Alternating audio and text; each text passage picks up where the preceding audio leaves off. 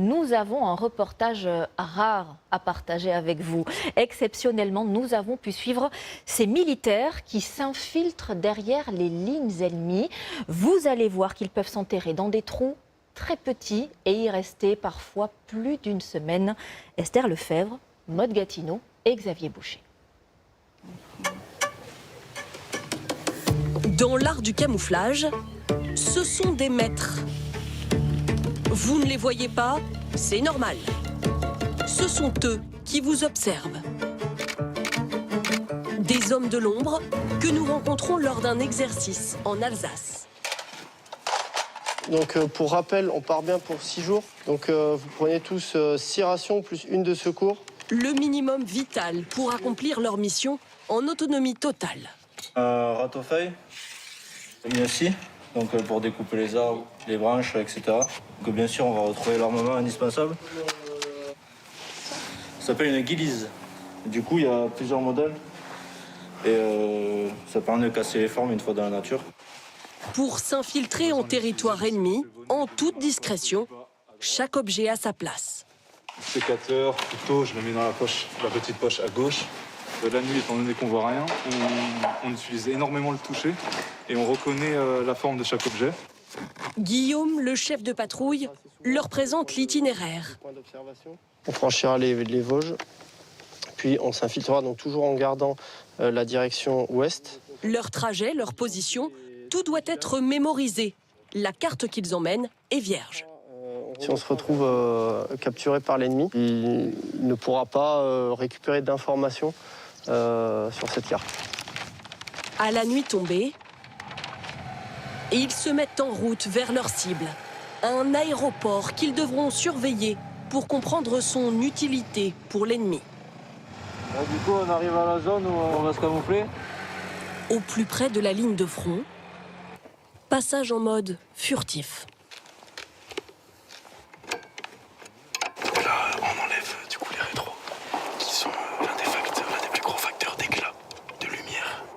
Zéro lumière désormais. Enfin, les véhicules s'arrêtent, disparaissent. Les derniers kilomètres se font à pied, avec 60 à 70 kilos sur le dos. Alors là, la fatigue commence à se faire sentir aussi. Mais il faut qu'on reste sur nos gardes et le plus attentif possible. Aux premières lueurs du jour, premier coup de pioche pour leur futur poste d'observation. Leur cible est à quelques centaines de mètres seulement. Il faut tout donner, quitte à se relayer entre nous, pour vraiment être enterré au plus vite.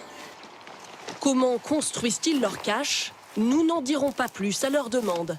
Pas question de donner trop d'indices à des armées adverses. L'un après l'autre, ils se fondent dans la nature. Et leur mission démarre. 20h04. J'observe un véhicule blanc de type Berlingo. L'immatriculation Delta Tango. Au plus près de l'ennemi, sans être vus, eux seuls peuvent collecter ces détails, les transmettre à leur commandement. Le but, comprendre ce que trame l'ennemi dans cette zone. Pour une personne, ça sera le visage ou les traits marquants. Ça peut être le bâtiment, la manière dont il est constitué, le nombre de fenêtres, de portes. Quant à eux sous terre, moins d'1 mètre carré par personne. Ils sont 3, impossible de se tenir debout et interdiction de sortir. Voilà, ça c'est ma place.